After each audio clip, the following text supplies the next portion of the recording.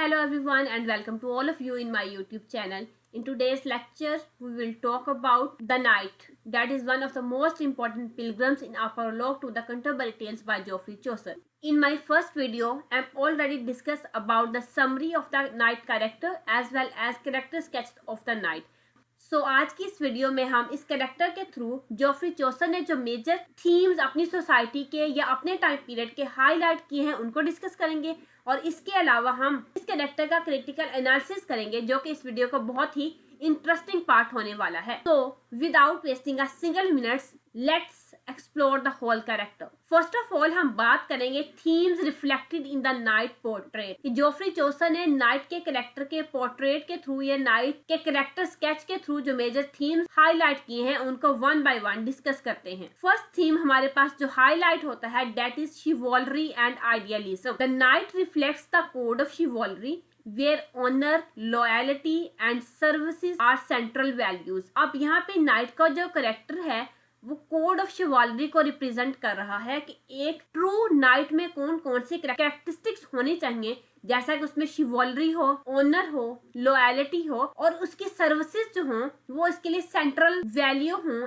As compare to कि वो अपने लिए फैशन को प्रेफर करे या अपनी पोजीशन का मिस यूज करे। सो सेकंड थीम हमारे पास जो हाईलाइट होता है that is faith and devotion. His participation in religious wars shows his dedication to Christianity। अब ये जो नाइट का कैरेक्टर है वो बहुत ज्यादा वैल्यू देता है अपने फेथ को और अपनी डिवोशन को। किस चीज के लिए? अपने रिलीजन के लिए, क्योंकि ये क्रिश्चियनिटी से बिलोंग करता था।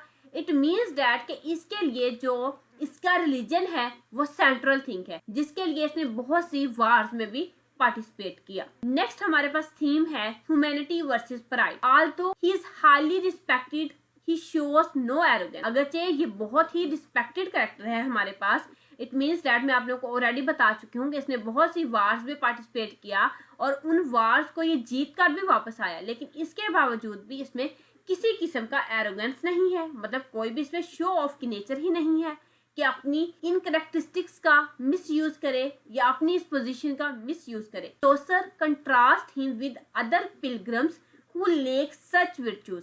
अब यहाँ पे हमारे जो जोफ्री चौसर हैं वो नाइट के कैरेक्टर को बाकी जितने भी वहाँ पे 30 पिलग्रिम्स हैं उनके साथ कंपेयर करते हैं कि उन कैरेक्टर्स में इस विर्च्यू की कमी थी। वहाँ पे हमने प्राइडस का कैरेक्टर डिस्कस किया, मंक का कैरेक्टर डिस्कस किया, वाइफ ऑफ बाल का कैरेक्टर डिस्कस किया जो कि होली श्राइन की तरफ तो जा रहे हैं लेकिन उसमें जो है वो शो ऑफ की नेचर है। मतलब अपने आप को शो करने के लिए, अपनी ड्रेसिंग को शो करने के लिए वो होली श्राइन की तरफ जा रहे हैं, लेकिन उनका जो पर्पस है वो जस्ट शो ऑफ करना है, ना कि अपने रिलीजन को प्रमोट करना। आई होप सो ये जो 3 मेजर थीम थे आपको समझ आ गए। नेक्स्ट हम बात करते हैं।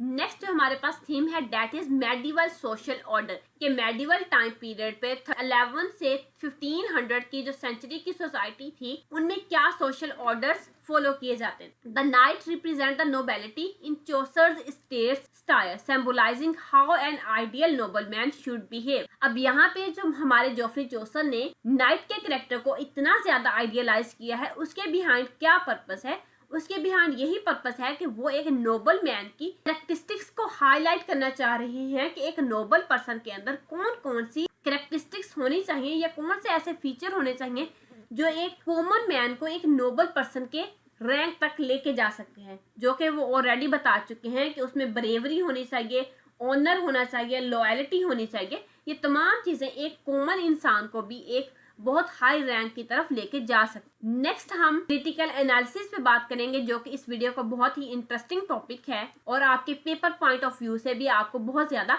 सपोर्ट करेगा। फर्स्ट पॉइंट जो मैंने यहाँ पे हाईलाइट किया है दैट इज चौसर्स आइडियलाइजेशन। कि चौसर्स की आइडियलाइजेशन क्या थी? Many critics argue that Chaucer represents the knight as an idealized figure rather than a realistic one. He may symbolize what knights were supposed to be, not what they truly were। अब यहाँ पे जो है बहुत से critics इस बात पे भी आर्ग्यू करते हैं कि चौसर ने नाइट के कैरेक्टर को एक आइडियलाइज्ड फिगर के तौर पर प्रेजेंट किया है और रियल में जो नाइट का कैरेक्टर था वो ऐसा नहीं था। लेकिन एनीवेज जो भी हो, एक जेंटलमैन की जो भी कैरेक्टरिस्टिक्स हैं उनको जोफ्री चौसर ने हाईलाइट करने की कोशिश की है कि एक जेंटलमैन के अंदर इन कैरेक्टरिस्टिक्स का होना बहुत ही जरूरी है। सेकंड, हम जो पॉइंट यहाँ पे हाईलाइट होता है that is historical context. During Chaucer's times knights often had reputation for violence and corruption. अब यहाँ पे अगर हम हिस्टोरिकल कॉन्टेक्स्ट की बात करें तो नाइट का जो कैरेक्टर था वो किस वजह से फेमस था? अपने वायलेंस की वजह से या करप्शन की वजह से। इट मीन्स दैट कि नाइट के पास इतनी पावर होती थी कि वो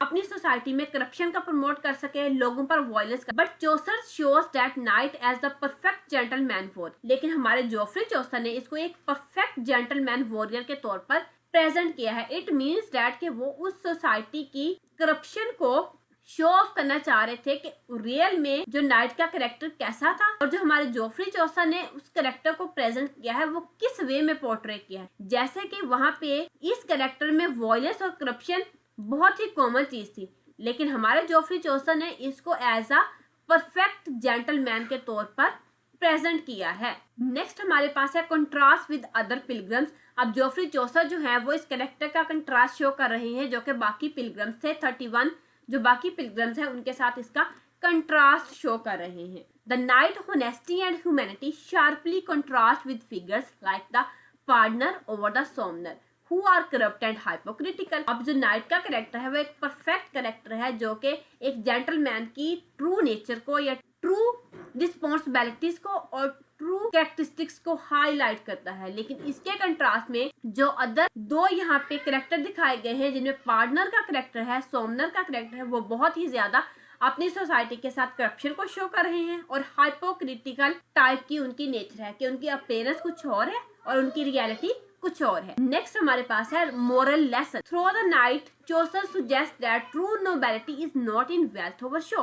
अब यहाँ पे जोफ्री चौसर हम अपने रीडर्स को, अपनी ऑडियंस को ये मैसेज देना चाह रहे हैं कि एक ट्रू नाइट की जो कैरेक्टरिस्टिक्स हैं या एक ट्रू जेंटलमैन की जो कैरेक्टरिस्टिक्स हैं उसके लिए वेल्थ और उसके लिए उसकी शो ऑफ करना अपने नेचर को, वो चीजें उसके लिए मैटर नहीं करती। लेकिन उसके कैरेक्टर के लिए सर्विसेज और ह्यूमैनिटी, ये दो चीजें जो हैं वो ज्यादा प्रेफरेबल हैं एज कम्पेयर टू वेल्थ और शो ऑफ की जो नेचर है वो नहीं होनी चाहिए, बल्कि उसकी सर्विसेज की वजह से, उसके नोबल कैरेक्टर की वजह से और ह्यूमैनिटी की वजह से इंसान को वो रैंक मिलता है एज कम्पेयर टू कि उसके पास वेल्थ बहुत ज्यादा है या उसके पास पोजीशन कितनी भी हाई है। तो यहाँ पे हमारे जोफ्री चौसर हमें मोरल लेसन प्रोवाइड करते हैं अपने रीडर्स को, अपनी ऑडियंस को। आई होप सो कि ये जितना भी मैंने यहाँ पे क्रिटिकल एनालिसिस किया और इसके अलावा हमने जो मेजर थीम्स को डिस्कस किया ये आपकी पेपर पॉइंट ऑफ व्यू में आपकी बहुत ज्यादा हेल्प करेंगे। फर्दर अगर इस वीडियो से रिलेटेड या इस कैरेक्टर से रिलेटेड आपका कोई भी क्वेश्चन है तो आप कमेंट सेक्शन में लाजमी मेंशन कीजिएगा।